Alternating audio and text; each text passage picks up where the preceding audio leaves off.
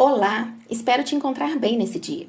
Seguiremos nossos estudos bíblicos refletindo hoje sobre 1 Reis capítulo 3. E queria desafiar vocês a pensarem sobre o seguinte tema: o que você quer? Mas antes de prosseguirmos com a nossa reflexão, quero te pedir que se inscreva em nosso canal, ativa aí o sininho, assim você será abençoado, pois vai receber as notificações e ajudará a expandir a palavra de Deus. Deixe sempre o seu like, comente, compartilhe. São ações rápidas que vão nos ajudar a expandir a visualização do conteúdo para outras vidas. Faça parte disso. Seja abençoado e um abençoador. O nosso objetivo é que você cresça no conhecimento de Deus e que você possa levar esse conhecimento a outras vidas. Bom, voltando aqui ao nosso tema, imagina você diante daquele que pode te dar todas as coisas. Só isso já é o máximo. Agora imagine você diante do Todo-Poderoso e Ele te dando a oportunidade de você fazer um pedido. O que você pediria? Seja sincero com você e deixe que o Espírito Santo te mostre aonde está o seu coração. No capítulo 3 de 1 Reis, vamos observar justamente essa situação que Salomão viveu. Vamos ler a palavra do Senhor que diz assim: Salomão aliou-se ao faraó, rei do Egito, casando-se com a filha dele. Ele a trouxe à cidade de Davi, até terminar a construção do seu palácio e do templo do Senhor e do muro em torno de Jerusalém.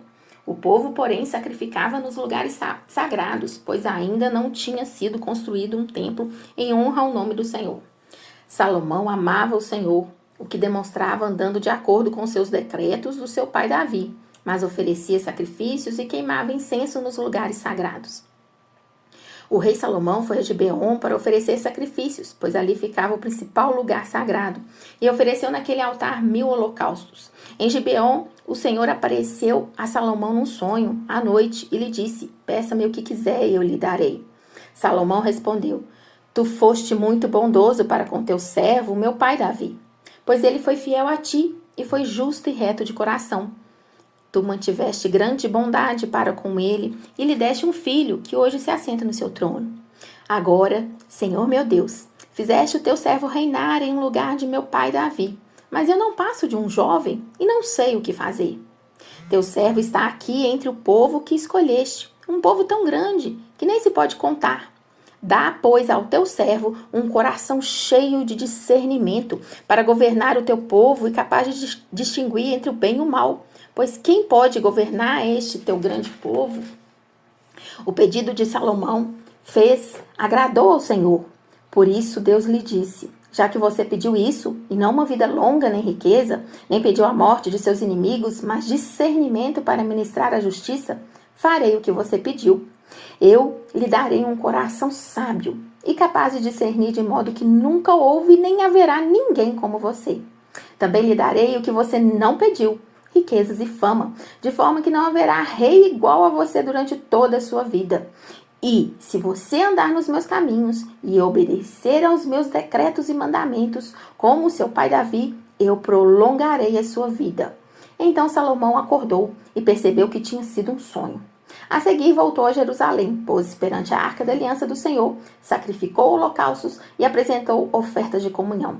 Depois ofereceu um banquete a toda a sua corte. Certo dia, 2 prostitutas compareceram diante do rei. Uma delas disse: meu senhor, essa mulher mora comigo na mesma casa. Eu dei à luz um filho e ela estava comigo na casa. 3 dias depois de nascer o meu filho, essa mulher deu à luz a um filho. Estávamos sozinhas. Não havia mais ninguém na casa. Certa noite, essa mulher se deitou sobre o seu filho e ele morreu. Então ela se levantou no meio da noite e pegou o meu filho, enquanto eu, tua serva, dormia, e o pôs ao seu lado, e pôs o filho dela morto ao meu lado. Ao levantar-me de madrugada para amamentar o meu filho, ele estava morto, mas quando olhei bem para ela de manhã, vi que não era o filho que eu dera à luz. A outra mulher disse: não, o que está vivo é meu filho, o morto é o seu. Mas a primeira insistia: não, o morto é o seu, o vivo é o meu. Assim elas discutiam diante do rei. O rei disse: esta afirma: meu filho está vivo e o seu filho está morto. Enquanto aquela diz: não, seu filho está morto e o meu está vivo.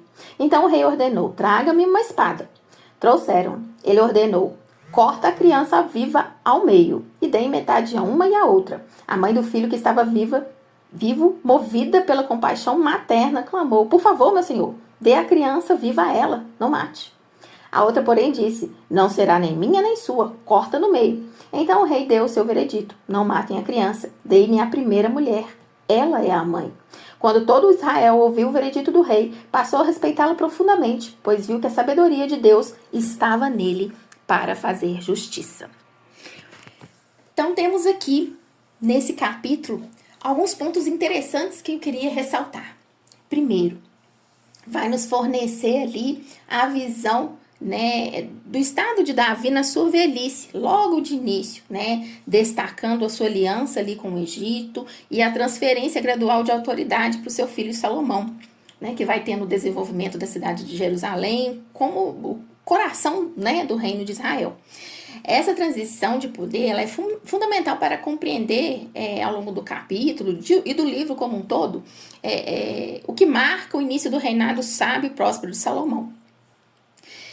Nós percebemos também aqui a devoção que Salomão tinha. Né? Ele, logo nos primeiros versículos, vai falando que ele vai até Gibeon para oferecer sacrifícios e buscar a orientação divina. Né? Então, o início do reinado de Salomão vai ser marcado, né, por um momento em que Salomão mostra a sua devoção e que ele então tem um sonho no qual ele vai ter a oportunidade de fazer o seu pedido. Né? Então essa passagem ela é crucial para compreender a sabedoria que será concedida a Salomão e seu papel nessa governança aí de Israel. É interessante que quando Salomão tem esse sonho, ele fala, né, ao responder ao Senhor, ele usa 4 elementos que são 4 elementos importantes para a nossa oração. Primeiro, Salomão reconhece os feitos do Senhor, a benevolência de Deus, né? Ele tem um coração agradecido. Segundo, ele pede a continuidade desse favor de Deus sobre a sua vida, que o Senhor continue o abençoando. Terceiro, ele expressa uma humildade quando declara sua incapacidade de se conduzir, que ele precisa de direcionamento de Deus para tomar qualquer decisão. E quarto, ele pede a habilidade para cumprir tudo o que é necessário. Ele sabe que ele tem grandes coisas a fazer e ele pede ao Senhor, então, capacitação. A gente observa essa postura de humildade, de reconhecimento da dependência do Senhor. Quando nós começamos a refletir, né, sobre esse capítulo 3 e trazendo para as nossas vidas, vem muito claro, né, ao nosso coração Mateus 6,33. Busque primeiro o reino de Deus e a sua justiça e todas essas coisas vos serão acrescentadas. Né? Salomão, né, o rei sábio de Israel, pede sabedoria a Deus em vez de pedir riquezas ou poder. Olhando para essa história à luz, né, da mensagem de Cristo, encontramos lições que são profundas, né, e muito importantes para os nossos dias. Salomão buscou sabedoria divina, reconhecendo que governar um povo de Deus exigia discernimento e compreensão, né, divina sobre a situação. Da mesma forma, nós somos lembrados que em nossas vidas, né, a busca pela sabedoria espiritual deve ser a nossa prioridade. Devemos ansiar por conhecer a vontade de Deus e buscar sempre a sua orientação em nossas decisões cotidianas. Tudo que formos fazer, precisamos declarar essa dependência que temos de Deus, nos orientar, né, nos direcionar, declarar que sem Ele não podemos. Assim como Deus concedeu sabedoria a Salomão, Ele também nos promete a sabedoria que precisamos. Né? Lá em Tiago 1,5, Ele vai nos assegurar que se pedirmos sabedoria a Deus, Ele vai dar liberalmente, sem nos repreender. No entanto, assim como Salomão obedeceu, né, aos caminhos do Senhor, devemos nos comprometer a andar em retidão, né, a obediência, mantendo sempre o nosso coração inclinado para Deus. Né? A história de Salomão vai nos ensinar também a importância de amar ao próximo e de fazer justiça. Né? Então, a decisão sábia, né, que ele tem como rei na disputa ali das 2 mulheres pela, né, compaixão que deve, né, ter pelo filho, pela criança, mostra ali a compaixão que nós devemos fluir. Né? Então, um coração sábio tem essa compaixão. Então, hoje nós somos desafiados a seguir o exemplo de Cristo, que nos ensinou a amar o nosso próximo como a nós mesmos e a buscar sempre justiça e misericórdia. né? Além disso, ao considerar, né, a generosidade de Deus, né, em conceder Salomão sabedoria, riqueza, honra, nós somos lembrados que Deus, né, ele é nosso Pai. E ele supre todas as nossas necessidades. E ele não vai dar apenas a sabedoria espiritual, mas ele cuida de cada área de nossa vida, né? Então nós só precisamos confiar nele, porque ele vai cuidar de todas as outras áreas. Ele também se preocupa com aquilo que a gente não pede. Né? Então, portanto, que possamos seguir o exemplo de Salomão, buscando sempre a sabedoria do Senhor, amando os nossos semelhantes, vivendo em justiça e confiando, né, na generosidade de Deus para suprir as nossas necessidades. Em Cristo encontramos o cumprimento da verdadeira sabedoria e a fonte, né, de todas as bênçãos espirituais e materiais. Queria desafiar vocês, mediante essa reflexão de 1 Reis 3, que a gente fizesse uma oração para que alguns pontos na nossa vida fossem transformados. Né? Então, eu creio que nos principais motivos de oração aqui em 1 Reis 3 é essa busca pela sabedoria, que foi exemplificada pelo pedido de Salomão. Então, podemos orar por sabedoria em nossas próprias vidas, buscando discernimento, compreensão e orientação em todas as decisões diárias. Assim como Salomão, podemos pedir a Deus que nos conceda a capacidade de tomar decisões justas e sábias que vão honrar a Deus e beneficiar aqueles que estão ao nosso redor. Então, precisamos buscar isso. Outro ponto, precisamos reconhecer, né, a necessidade que temos do Senhor. Precisamos ter essa postura de humildade e obediência.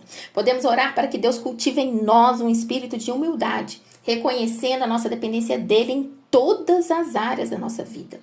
Além disso, podemos orar também por força e por disposição para obedecer aos mandamentos de Deus, assim como Salomão fez, sabendo que a obediência ela é fundamental para receber as bênçãos, os benefícios do Senhor.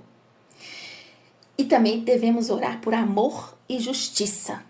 A história, né, dessa decisão sábia de Salomão no julgamento dessas duas mulheres que disputavam ali a maternidade do bebê, destaca a importância do amor ao próximo e da justiça.